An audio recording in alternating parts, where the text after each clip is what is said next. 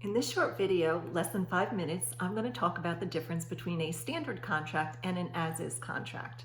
I'm Cynthia Filippi with Berkshire Hathaway Florida Properties here in Wesley Chapel. Okay, let's talk about the two types of contract. The standard contract. In that contract, there is a default for repairs. That default is 1.5%. Let me give you a quick example. Let's say a house is priced at $300,000. 1.5% of $300,000 would be $4,500.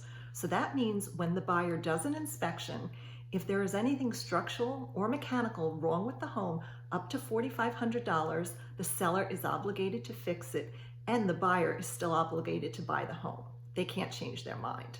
That's the standard contract. Let's talk about the as-is contract, which nowadays is very prevalent in the Tampa area.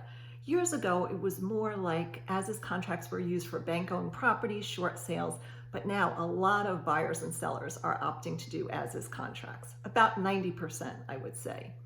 So what is an as-is contract? It means the buyer does an inspection, and if for any reason whatsoever they are not happy with the inspection, they may cancel the contract within that inspection period and still receive their escrow back. So you have to say to yourself, what are pros and cons of both? Well, with the as-is contract, the pro for the seller would be technically they are not required to make any repairs. However, what does happen often in reality is even though they're not required to make any repairs, the buyer will still ask the seller to make some repairs. What is the pro for the buyer? Well, when it's as is, you can pretty much cancel for any reason you want to. Doesn't really have to be a good reason. So that puts more exposure on the seller. The default for the as-is contract is 15 days for inspection. However, if you're listing your home or you have a buyer, when I'm listing a home, I try to get the inspection period down to 7 to 10 days at maximum.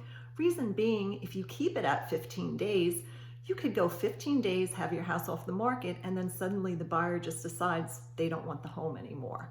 So it's always good to shorten that period.